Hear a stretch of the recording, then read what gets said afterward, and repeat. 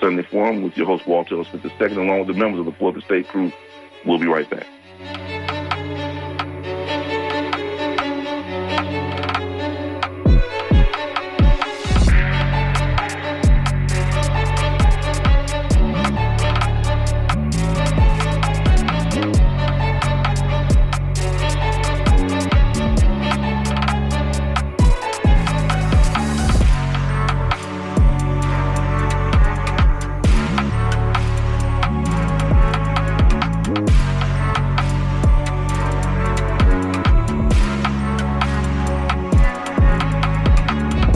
Different on purpose. You're tuned to Mission Driven, listener supported WMNF Tampa.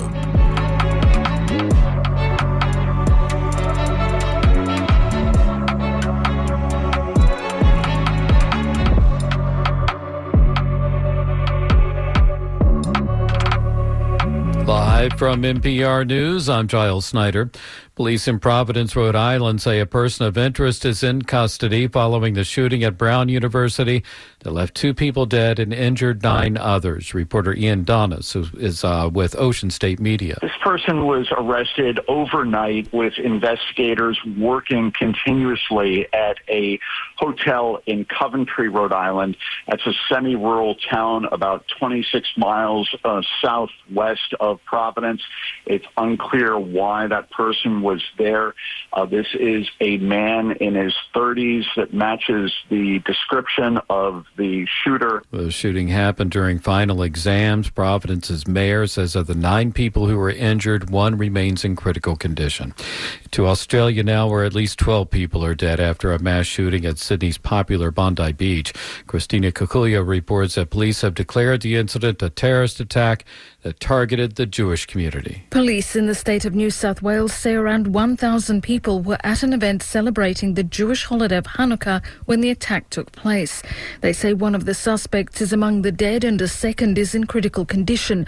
More than 24 people, including 2 police officers, are in hospitals across Sydney. New South Wales Police Commissioner Mal Lanyon says the investigation into the incident will be extensive. No stone will be left unturned. This type of disgraceful activity, this wanton use of violence, the taking of innocent lives is unacceptable to New South Wales. Police are also investigating a possible third suspect and suspected improvised explosive devices found in a vehicle near the beach. For NPR News, I'm Christina Kukolia in Melbourne. Another round of talks on ending the war in Ukraine. A series of meetings are taking place today and tomorrow in Berlin. Ukrainian President Volodymyr Zelensky is there, so is U.S. Special Envoy Steve Witkoff and President Trump's son-in-law, Jared Kushner. The Israeli military says it temporarily called off an airstrike in southern Lebanon at the request of the Lebanese armed forces. NPR's Jerome Sokolowski reports from Tel Aviv that the unusual move appears to be a growing sign of coordination between the 2 countries. The Israeli military has been attacking sites in Lebanon despite a ceasefire last year. The attacks are responses to what Israel says are attempts by Hezbollah to rearm. A military spokesman says the plans for an airstrike on a site about 15 miles north of the 2 countries' border were temporarily frozen after the Lebanese army said it would go in and inspect it. The move comes after both countries sent civilian envoys to a U.S.-led military committee that is monitoring the ceasefire. Washington has demanded that Israel and Lebanon cooperate more in pursuit of regional stability. Jerome Sokolowski, NPR News, Tel Aviv. This is NPR News. Gaza is getting a reprieve today from heavy rains unleashed by a severe storm last week. But with more rain expected Monday, Palestinians in Gaza are facing more devastation. NPR's Hadil Al-Shalchi reports. Thunderstorms flooded hundreds of tents in Gaza, leaving thousands of already displaced Palestinians homeless and cold. Buildings have collapsed, killing several families, while at least 2 babies died of hypothermia, according to local health officials. Mahmoud Basal is the spokesperson for the Gaza Civil Defense. He says the tents are just not strong enough. He says there's an urgent need for caravans rather than tents, and that the reconstruction of Gaza needs to begin immediately. Humanitarian groups say the Israeli government is obstructing their work as it restricts aid into Gaza. Hadil Al-Shalchi, NPR News, Tel Aviv. President Trump is promising retaliation after 2 U.S. service members and 1 American civilian were ambushed and killed by a gunman this weekend in Syria. U.S. Central Command says 3 other service members were wounded in the attack by a lone gunman. Trump says they seem to be doing well. The U.S. is blaming the Islamic State group. New Zealand's Alice Robinson has won a World Cup Super G for the first time. She finished 0.8 of a second ahead of her closest competitor at St. Moritz. American Lindsey Vonn missed the podium, coming in 4th. On Friday, though, Vonn became the oldest World Cup winner at age 41. She came in 2nd in another downhill event yesterday. I'm Giles Snyder, NPR News. Support for NPR comes from NPR stations. Other contributors include the Robert Wood Johnson Foundation. RWJF is a national philanthropy working toward a future where health is no longer a privilege, but a right. Learn more at rwjf.org. Giving voice to a more just and sustainable world since 1979. WMNF Tampa, where music, news, and culture collide. Climb aboard the mothership with me, your captain, Nate Diggity Dog, as we venture deep into the vortex. The vortex is 3 hours of organized chaos, where you will hear everything from old scratchy records to music that hasn't even come out yet. Adventurous but accessible, the vortex covers every conceivable genre of music with a unique theme every week. Listen live on 88.5 FM right after Mike B's Body Rock. Or if you're not an early bird, listen on WMNF.org anytime. Join me late Sunday, early Monday for Body Rock with Mike B on WMNF 88.5 Tampa. The heavy metal disco train leaves the station at midnight for a 3-hour dark journey into the sonic underworld of alternative music. Body Rock with Mike B. Sunday, midnight, WMNF 88.5.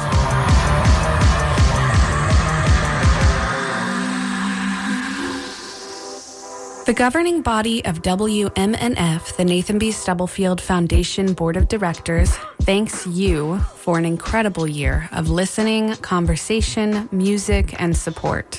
You are what makes this station unique.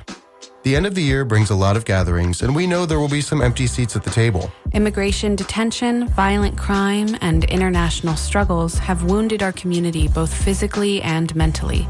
Your community radio station is here beside you through it all, and we will always be here. So, whatever the future holds, let's face it together with love. Right now, you are tuned to the Sunday Forum right here on 88.5 FM with Walter L. Smith II and Miss Annie Miles. Walter? Hey. What's happening? We're back. Annie Miles. We are back, Miss Annie Miles. Yes, we're back. All right. So listen, folks. We are addressing and bringing up things that we want to hear from you. 813-239-9663 here on the Sunday Forum about the things that you want to see coming in 2026 and the things that you hope for. 2026. Things you want and things you hope for 2026. Now, and what you're going to do about to make those things happen. Open and wishing for without action. Yeah, that would go along with it. That would definitely go along with it. Absolutely go along with it. We got to do that. That's right. Right. Look, right. I'm go ahead. Well, as we're watching things unfold, we look at things like this.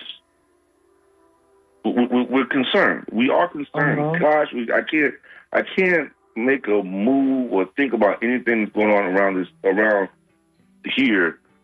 The United States, the state, the city, without thinking about the absolutely absurd moves that we have seen at every government level. Starting with the White House. I mean, what we've seen recently, for instance, well, our National Labor Relations Board has just been crippled. Again, led by a black woman, Miss Gwen Wilcox. Number 3 decided he was going to come back after a vacation, I guess, come back and fire the senior labor board official, Ms. Gwen Wilcox, crippling the National Labor Relations Board. This is a problem. This is a very big problem. And Mabili, you know better than anybody here what that means. As we start looking at jobs across the board and how labor is actually guided, rules and regulations that are put in place and protections that are made regarding employees throughout this nation. We've seen already the devastation that this administration has done to the Occupational Safety Health Administration. We've seen what he's done, what has been done to FEMA, what it's done to the EPA, what it's done to all these other organizations. Now we're looking at something that is going to affect labor and decisions that are made regarding labor. Yeah. I'm really concerned. And, of course, again, I want to point out that Ms. Gwen Wilcox, who is the leader of the National Labor Relations Board, was fired. She is a black female. And we're seeing a lot of this happen now. Leaders of these various departments who are black are being fired. Yeah. This is a pattern. If you don't think that this is something that is racially motivated, you're sadly mistaken. Yeah. I think we're very sadly mistaken. So, what they're calling a very hostile climate for workers, because the Labor Relations Board is supposed to be a federal watchdog, and this regime does not want no watchdogs over them. And so, they want complete autonomy. They want to be able to do whatever they want to do and not be subject to nobody else's opinions. Right. Their own laws and everything in their mind. They their own little sovereign thing going on. It doesn't matter what nobody else thinks. It doesn't matter about the Constitution, the Congress, and none of that. This is what I'm going to do, and let's just do it. And everybody that's there around him is saying okay and sign off on it. I'm not alone anymore. Huh? Well, Annie, one of the things that we have to watch with that is this, and it does impact how jobs are governed in this country, right? Absolutely. And when we look at employees and the employees' rights, that's a real serious issue. For instance, yesterday, I'm constantly teaching courses and doing training with environmental health and safety courses, right? And one of the main points of environmental health and safety is to look at the issue of workers' rights and the right to know and the right to be able to bring up hazards that exist on a job site. Do you know how devastating this would be to the workforce if you can't correct the workforce for bad habits that it does? That's a problem. That's a very serious problem. That's a very serious problem. And if you're looking at how he's eliminating jobs and all this kind of stuff, and how you can see AI is taking over, and so these are things that they can program, because you can only program a human but so much, right? So they're replacing it with the robots that they have programmed. So it's so sad, because you're sitting here and you would think this is some type of science fiction stuff that we're talking about sometimes, but it's really happening. Okay? It's really freaking happening. It's really freaking happening. And when you talk about the environment, let me explain something to you. When I was having my house repiped, it blew my mind, because I had them lift my toilet, right? because I wanted to see. They got a camera now. They can stick down inside the pipes, and you can see all this stuff. And it was just absolutely disgusting to know. But again, my house is 74. So you're going to have old pipes. So I had to have the water line repiped, but not the drainage. And that's why we end up going down and looking at it.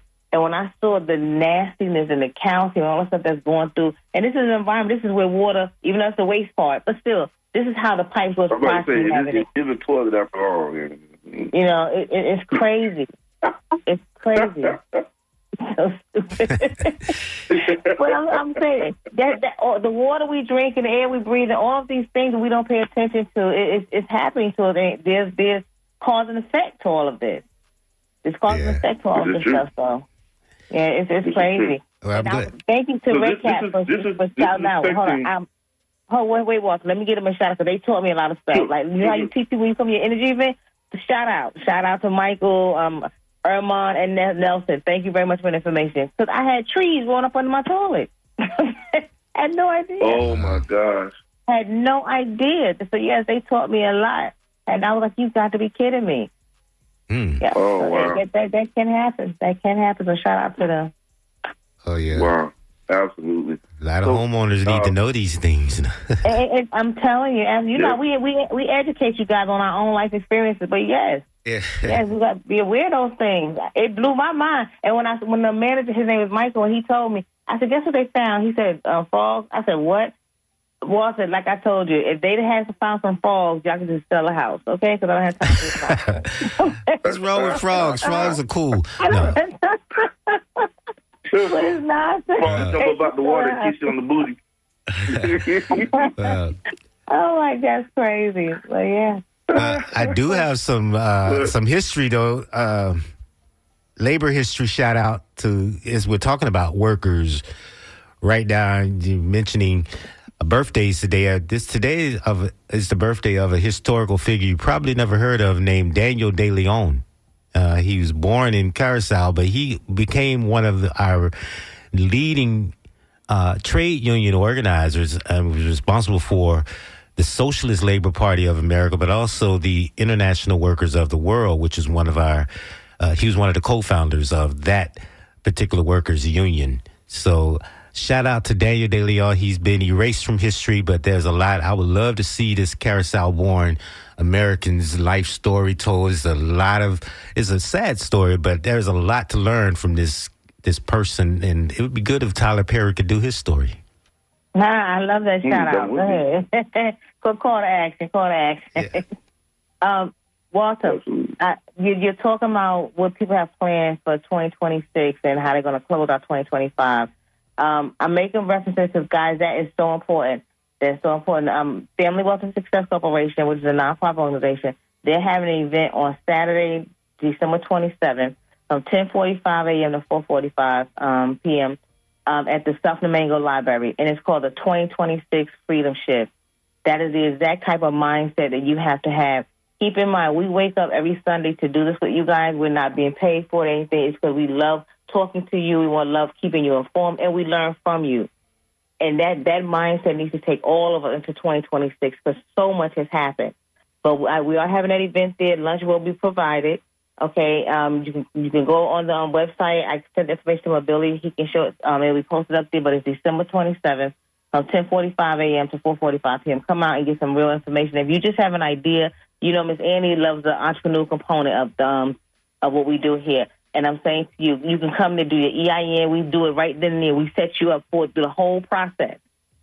Bring your laptop and your tablet. We walk you through the whole process as opposed to having these people tell you got to pay all this money to do it. We want to make sure you understand you have the power right now to go into 2026 and totally change your family's dynamics.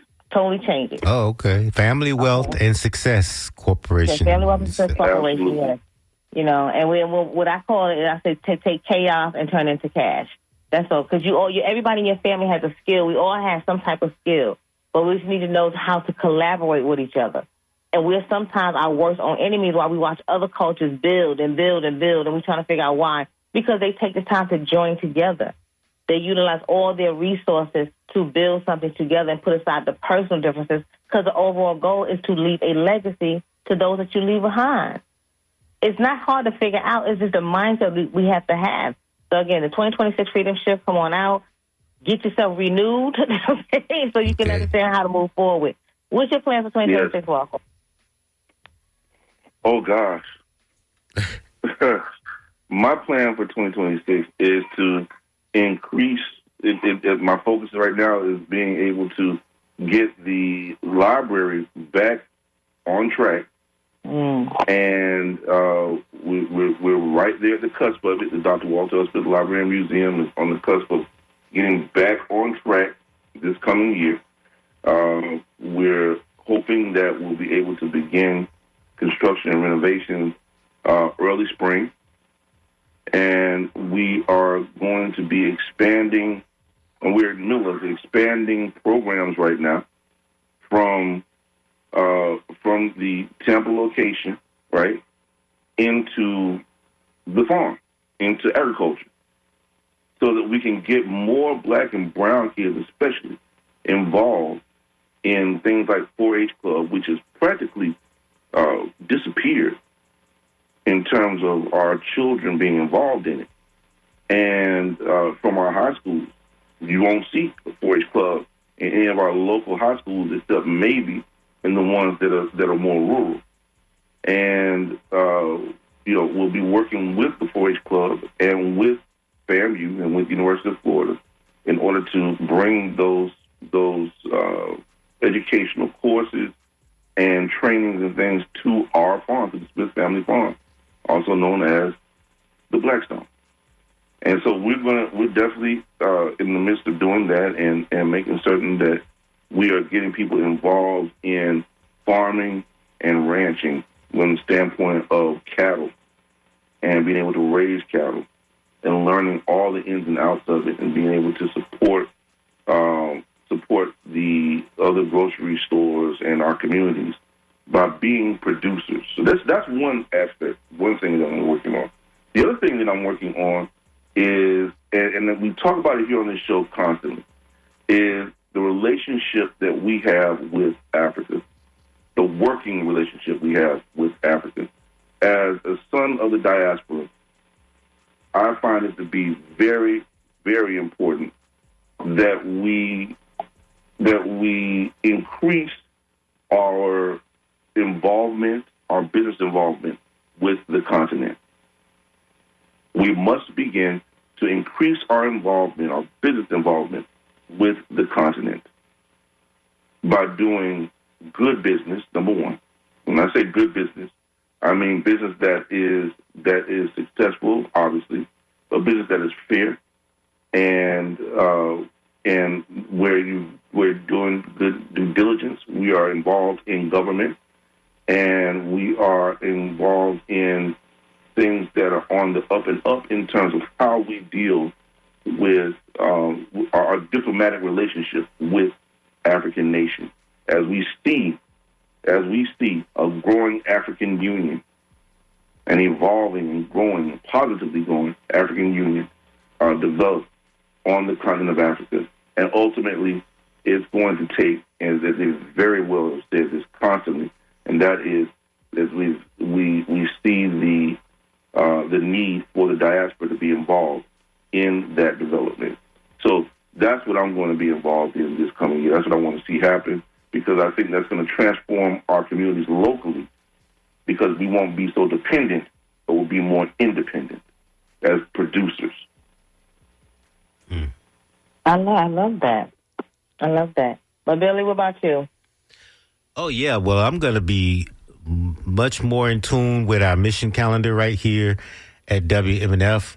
And talking about being producers, I'm going to do more producing of sound that has a lot to do with our mission calendar. Of course, in January, homelessness and hunger, we'll be doing some work around that. So I'll be reporting on everything that Walter's doing. I'll be reporting on everything that you're doing. And I'll be talking about all of the bringing to light, trying to highlight what the community is doing on these specific issues. Of course, Black History Month in February, Women's History in March. But one of the devices I'm going to try to use is to bring a lot of these audiobooks that we talk about and book recommendations that we have, playing some of those clips from those audiobooks themselves so that you can hear in their voices what these books sound like. So we're going to bring a lot of that sound to the radio this 2026. I love that. Oh, my God. Wonderful. Okay, so the Sunday Forum got a lot going on. I'm loving this. And we all have the same mindset, same path of basically helping one another, helping the community, because that's what we're here for. You know how I always say we're connected. We're all connected. So how can we not all serve that same goal and be successful? But it comes with the different mindset of how we see things and understanding it's okay to have a difference of opinion. You know, this administration caused so much chaos in people's homes, outside the homes, just splitting communities up, fighting. And his overall goal was never to serve no one but himself, basically. Definitely. So we need to have that mind shift now and not allow ourselves to be manipulated that easy. You know, to be pacified so easy. Those checks that he promised coming out, I don't even know who's been receiving them yet. I know I haven't gotten a check. Okay? Oh, man, listen. Tried to tell you.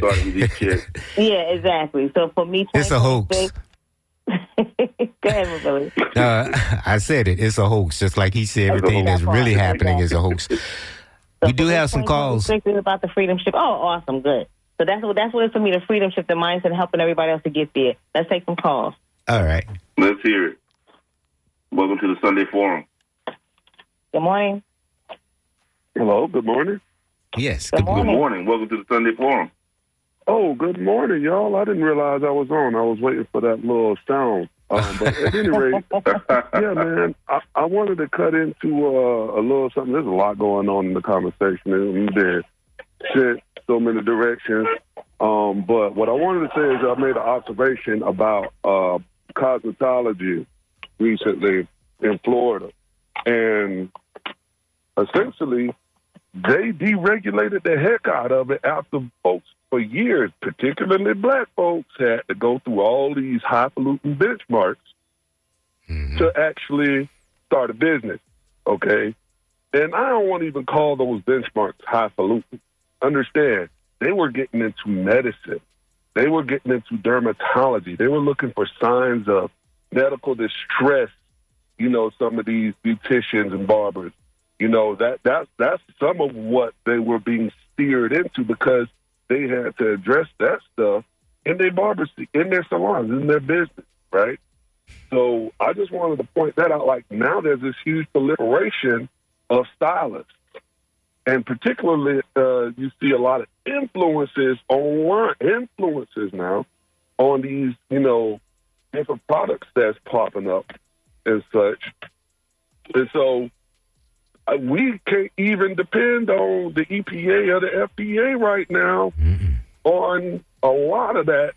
And we have to hopefully build a case on some of that, you know, if anybody encounters anything, right?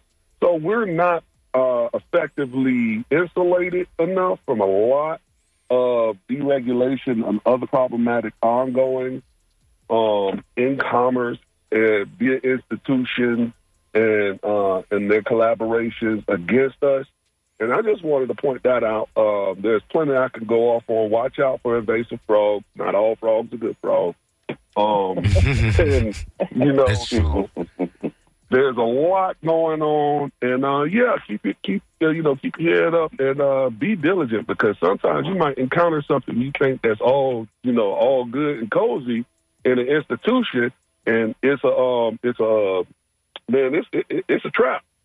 Okay. Yeah. And it goes beyond. It goes to optometrists, ophthalmologists, podiatrists, all manner of specialists. They will bump you. And I don't care how diverse an office is, if their policies allow them to get over on you, they're going to do it. I done seen it.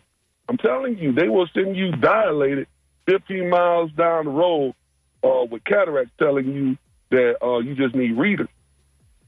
I'm telling you, they will do that. Well, that's why you have to be your best advocate. You're your greatest advocate by speaking out and not holding it in because if one person feels that they have to allow it to go through, they're going to continue to do the other. So you have to be your best advocate or have somebody with you to advocate for you to make sure you're getting the service that you deserve. Thank you so much. Absolutely. You know what? We're also this administration is also allowing charlatans in areas that they should not be involved in. People are undegreed, untrained to have businesses in areas that they ought not to have businesses in. Things like even engineering, right? You have people who are practicing, who have businesses in these things that ought not even be in business. Right? And when he talks about cosmetology, you have these things happening, man, and somewhere along the line, it's going to cost somebody their lives.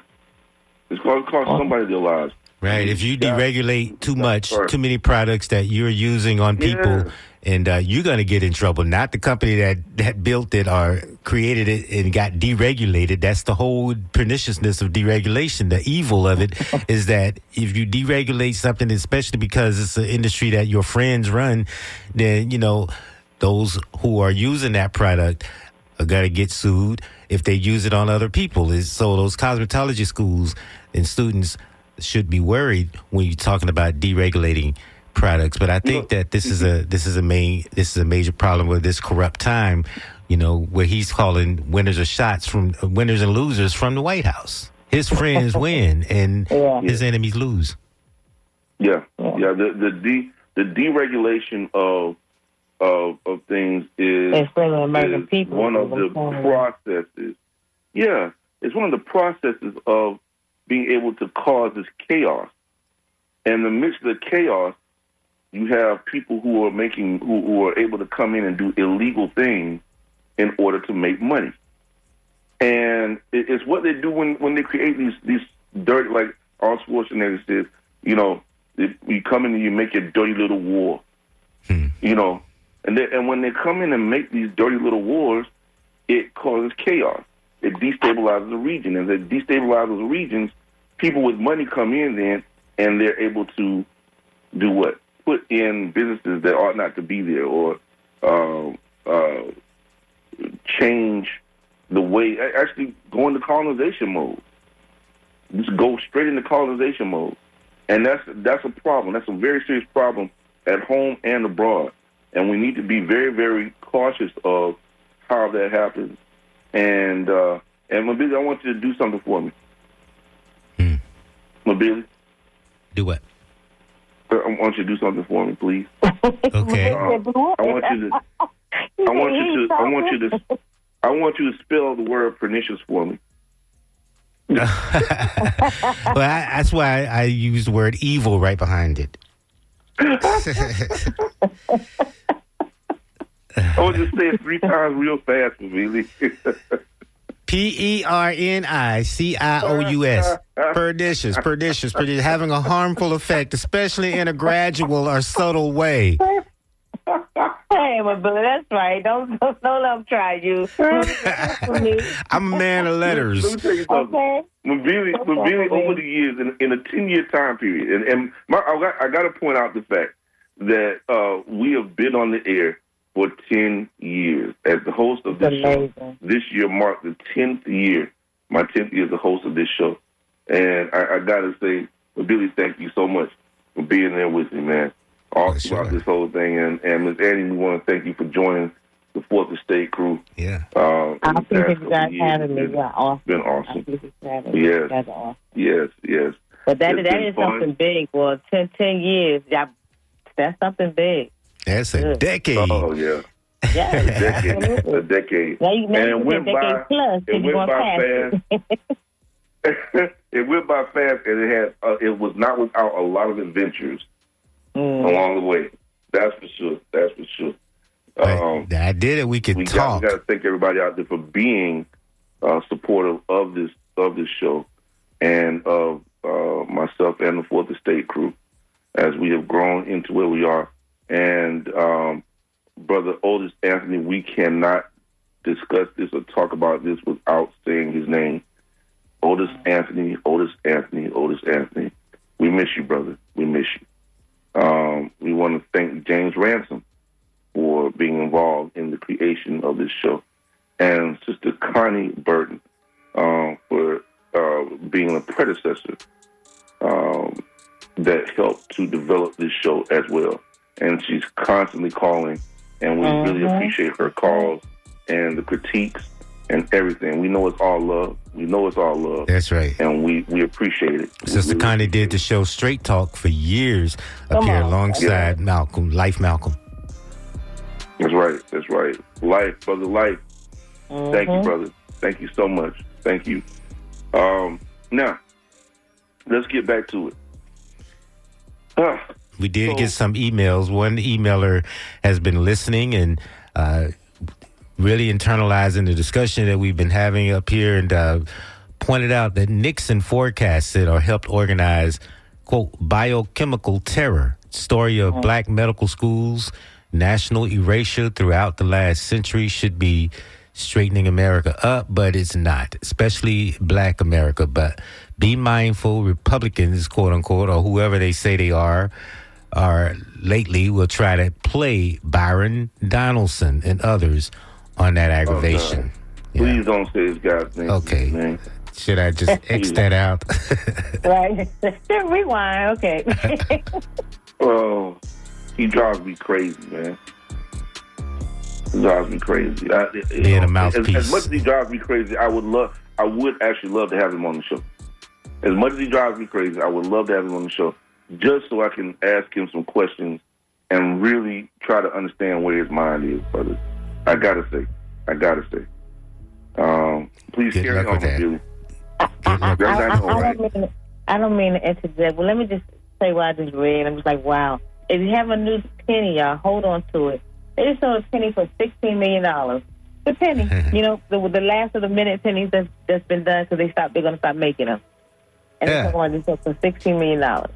Yeah, I, for some reason, I was looking very closely at one of my old pennies yesterday. So that just goes without saying. Yeah, I'm looking very closely at some old pennies. You hard at your pennies, dude?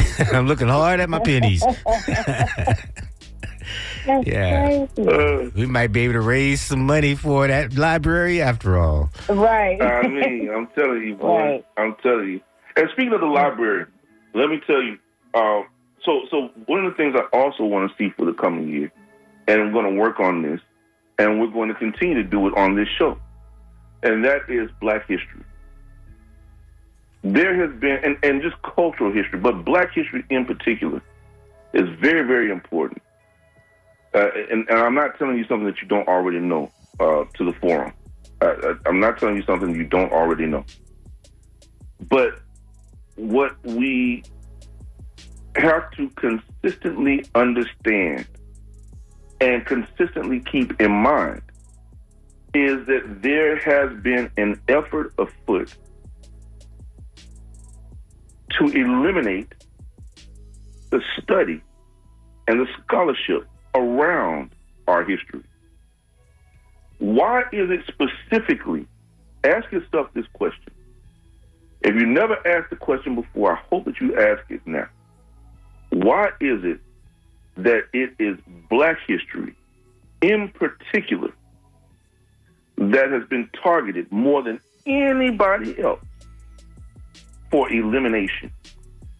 Well, there's always been the plan. Their history. There's always been a plan to create black codes to go after us. Mm-hmm. Exactly. This is an outright affront of our history.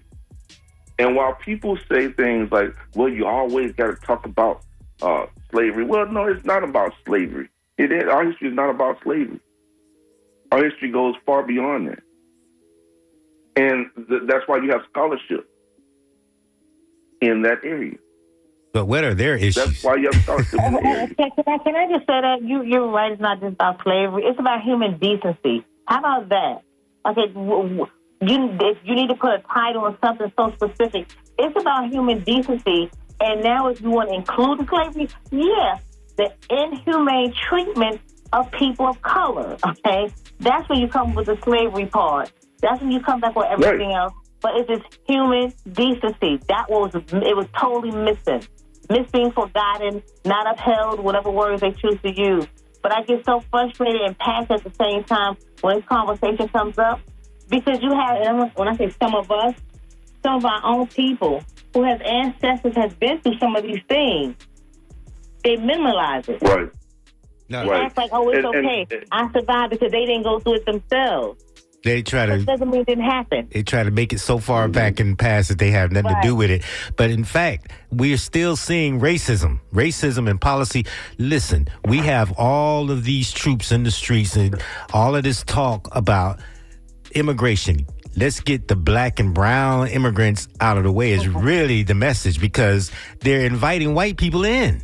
I mean, so how are you going to be anti-immigrant and yet invite white people in? You invited white South Africans. You had this POTUS 47 standing up there talking about, why can't we get more people from Norway? You know, so the whole point is bring in the whites and get rid of the black and brown in this racist period. You brought up the issue, the incident that I was going to bring up. Oh, my God. I saw that. I said, this man is crazy. And they just standing and letting him do it. Right. I mean, they're trash. Why He stood up in Philadelphia. He stood up in Pennsylvania at a rally and says, why can't we bring in people from Norway? Yeah. And Sweden? That's what he said. I like. Why we get the trash stuff? Why can't we do that? But instead, we got to bring in people from Somalia. Right. Mm-hmm. Right? And other asshole countries, as he said. Yeah. Right? And he outright says it, and then goes right into this rant about how, and mind you, in a cabinet meeting, he says he didn't care how racist it sounds. He said this. He said it. It does not matter how racist it sounds, but, you know, they are garbage, and they come from a garbage country. It's dirty. And in Philadelphia, he called it dirty and filthy. And things like that. And let's talk about the other thing. In Somalia, dude. Right. But let's talk about the other thing he said out loud at that same rally. He said he liked minors. He said it. He said it. Y'all want to laugh at it, but he said it. You know? Yeah. So come on now. You call every Democrat you want to call a pedophile, even though it's not true. But this guy straight up said it. We need to find a way, like when stuff like that happens, so they can't say, "Oh, he didn't say that we can play a clip of it." They wouldn't care. He wouldn't care, and they would. Look, we're saying what he said out loud, whether you want to admit it or hear it or not. Here it is, okay? That's it. Because it blows my mind to act like we just pulling stuff out of the air. Well, you know, again, I go back to the fact that I want to see for the coming year. And we want to hear from you what you want to see and what you hope for in 2026. But I want to see for the coming year more emphasis put on, I'm talking about serious emphasis, a full thrust on Black history and Black scholarship. Yeah. You know, continue to fight the battle, if you will, and we cannot let up on it. And we can of scholarship in Black history and Black studies. Do not allow this government to eliminate Black studies. Do not allow your university to eliminate Black studies. Right. Stop the erasure. And at home. First of all, stop thinking you can only represent it in February. You're Black every day. Don't just make one month. Every day. Don't let 1 month just define that. Okay, now we're Black for this. You're Black every day. So it's sad that we have to have that conversation and teach and go home and read. Read and teach. Read and teach. And stop this thing. And there's another thing I want to see as a part of this now. The sub part to what I'm saying. Stop this revisionist history thing that we're doing. Talking about, going extreme on the Native American thing. Stop with that. Stop with that. That is a slap in the face of those people who survived the torture of coming over on that transatlantic trade. That's a slap in the face of your ancestors to say that these people are not your ancestors now all of a sudden, and then just outright just say, "Oh, well, you're Native American." Really?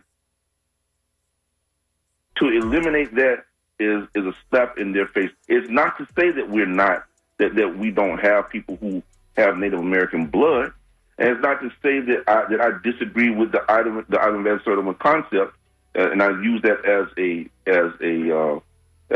one that set the pace for that, set the standard for that study. But I'm not This is not what you're talking about. What these people are talking about is literally saying and eliminating and saying that we are not African. And that is a problem. That is a very serious problem. It also is counterproductive to the Pan-African movement and international black internationalism. It is very, very counterproductive to it. And as one who is actually trained historian, I find that to be repulsive. All right, we have a call. Good morning, on the Sunday Forum. Yes, hey, good morning. Good morning. Good morning. Hey, Walter, and Annie and Mobili, thanks for taking this call. I just want to say something for a minute here. Walter, this is to you. Have you ever heard of a guy named Phil Tommy, Felthommy? You said Bill? Yeah, Phil. His first name is Phil, Fel, and his last name is Tommy, Thommy. No, never heard of him. Walter, when you get a minute, man, just type that name in and / China. This guy kind of reminds me of you, the way I've never met you before, but just the way that guy moves. He's from Africa, but he's over in China, and he's showing everything that's going on over there and how people are treated and how they live. But his demeanor and everything kind of reminds me of you. He speaks a couple different languages, and he breaks off into languages, and he speaks Chinese. Incredible, man. But yeah, Phil Tommy / China, and all this material will come up on TikTok, not TikTok, but YouTube. Oh, okay. And you say B? Is that Bell? No, Fel is a Ghanaian man speaking fluent Chinese. Yeah, I just pulled it up too. Oh yeah, I've seen that guy before on social media. He's outstanding. Outstanding. Okay, yeah, I think he's from Ghana, is he not? Yes, I believe so. Yes. Yes, I've seen him before many times. Okay. Incredible guy. Okay, listen, Walter, this is what I want to say. This is what I want to say to you guys this morning. And this is about, I don't know how to name it. I would just say power. Just power. Okay, Annie, when I walk into my house, I have a washer and dryer before I go into my kitchen. And my washer and dryer is made in China. When I walk into my kitchen, my refrigerator, my microwave, my stove, my air fryer, and my dishwasher, Annie and Walter, they're all made in China. I ain't never been there, but I'm just telling you where everything in my house is made of. When I walk in my living room, my furniture, my table, I can look at the thing on there. It's all made from China. It's all made in China. Walter, when I look at my television, my stereo equipment, it's all made in China, coming from China. When I go into my bedrooms, all my furniture, everything is made in China. Now, if I'm saying this, I don't know how many other households are like this. And just not in America, Walter and Annie. I'm talking about the whole world, where they're buying their materials and when they're buying their things from to live day by day. So as far as us, America being all this powerful and all this, we're not manufacturing anything. And I haven't even gotten to my my computer, my telephone, my cell phone that I'm on now. Walter, it's all made in China. The computer chips, everything that's in my phone, it's all made in China. So I'm just saying this because all my adult life, it seems like I just been building up a regime. I've been servicing another, and it's not by my fault. I mean, I don't want to build up another country, but it seems like we're in a position now. We don't manufacture too much of anything, it seems like. So I can't be the only household like this. And I haven't even got to my car yet, and I don't even want to mention my car. But it's not made in America, and I just wanted to say that. And Annie, I wanted to say this to you. You always say that we need to come together and we can be more stronger. I agree with that 100%. But the thing about the Black America is we don't have one voice that's leading. For instance, you know that we live in this kind of like racist state here. It's just what it is. But when the guy's in the office now, he's got one voice for all those people that think like him. So I'm just imagining if we had one voice to speak for us, We have no one voice to speak for us. And like when Obama was running for president, imagine if he was just right now speaking for the things that's going on with us because of the way that he talks and the way that he can just communicate. We don't have one voice, and I'm gonna leave this with this, and that's why I always come back to the NAACP. Could you imagine if the president told all of us, members or non-members, to come up to D.C.? It'd be just like it was when MLK and them marched, when MLK and them got together. They had one voice. Not saying that there wasn't other people that can talk and people that can bring up ideals and stuff, but they had one voice that was talking for us. Anyway, I just wanted to say that, and thanks for taking my call, and you guys enjoy the rest of the year. Thank you. Thank you so much, brother. Thank you so much, brother. Thank you so much. Appreciate we're taking all everything you say to heart, man. Definitely. Absolutely. Bill, we got another call, but then I want to comment on some of the stuff he said. No, that's it. Okay, so yeah, he definitely said some powerful stuff. I mean, I'm always saying, we have to come together. And unfortunately, the one voice that you're looking for at this point, the conditions in which we are as far as the political arena, is going to take more than one voice.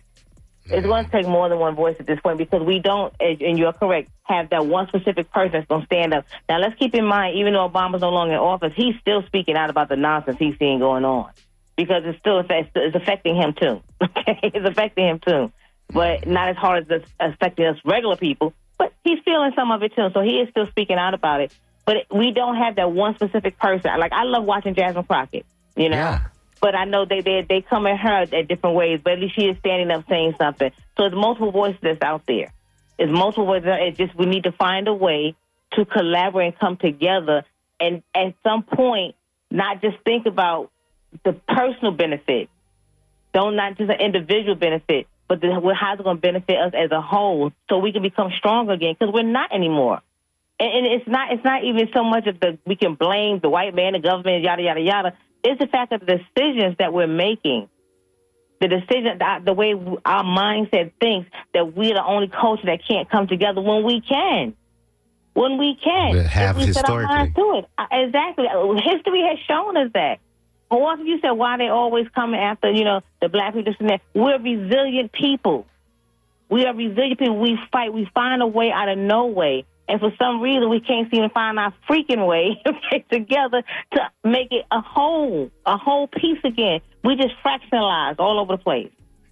And I think maybe the caller is forgetting that whenever there is one voice, that one voice gets snuffed out every time. Right. I mean, we've seen it over and over and over again. Fred Hampton, Martin Luther King Jr., Malcolm X.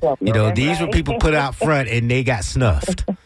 They're trying to get Assata Shakur. And that's right. But they locked up everybody else. The POTUS is not their only voice. There's so many. He's got so much help, especially among his media cohorts. Like Tucker Carlson and all of them, and Charlie Kirk. All of those people helped push this agenda that he became the spokesman for. I apologize, Billy. It amazes me that we have been, black folks have been villainized. If you looked at it from that perspective, to the forum, I respect you already know my answer to that.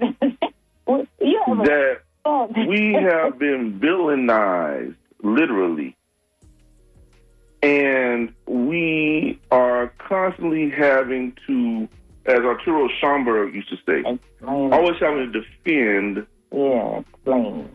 our history as a fact. Why are we having to defend what is obvious as a fact?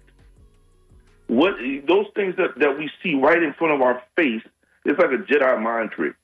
Mm-hmm. As the Jedi mind trick suggests, or the concept of the Jedi mind trick, even though it's fictitious, suggests that, I say fictitious, but it's done, suggests that right before your eyes is the truth. Yet, we insist on, and that includes some black folks, insist on believing the absurd concept of agreeing with saying, okay, well, it's okay. We just need to stop talking about it. Oh, it's okay. We need to just stop dwelling on it. We need to just... What, are you kidding me right now? We now have 2 calls. Right now. Okay. So you're going to read Anne Frank. We can read Anne Frank. We can read Mein Kampf. We can read, and mind you, I'm not equating Anne Frank to Mein Kampf. I'm just saying these are just, I'm just naming books off the top of my head. You can read, Oliver Twist. We can read Dickens. We can read all these other things, all these books that are out that we read, all these things my God. But no one's read the Philadelphia Negro. No one black that I know of outside of people who were in Black history courses knows anything about the Philadelphia Negro book by W.E.B. Du Bois. That's why you got a library. You're going to change that. Unbelievable. Yes. But most of our libraries, do you know that I can guarantee you that if we had a library right now that outside of the Dr. Walter Smith Library, I can guarantee you that the Philadelphia Negro would not be on the shelf. It would not be on the shelf. All right. That's just that because that's how we do. They got about 30 seconds. If you do get on for these 4 minutes, you got calls from Walter. Who's the call? We got a call. Let's go. Call. Right. You're on the air. Good morning, caller. You're on the air. Hey, good morning. Yeah, I just wanted to put a couple of books out there, and I'm very abstract when it comes to a lot of this conversation. I apologize for that, too. But let's look up Romney Care. I don't want to call this Obamacare no more. Let's look up Romney Care. Remember Obama had put that big thousands of pages out? He got it from he straightened it up. Came from Mitt Romney. Yeah, and so what the Gang of Eight did was make sure nobody got to enjoy it. So they can villainize that too, okay? But they really wanted Romney Care so that they can fulfill their industrial and institutional ambition. Like, they really wanted the Romney Care. That's why the Gang of Eight made sure that it was garbage in different states like Florida. It's garbage, unfortunately. So we never had Obamacare, number one. So there's, like, really there's that. Dang, I forgot the other thing. But listen, that's the way it really builds out. Okay? They sabotage a good thing and then make fun of you for holding on to it. Nah, straighten it up. Straighten it up. Yeah. Work hard on another book, like Obama did. You feel what I'm saying? It takes all time.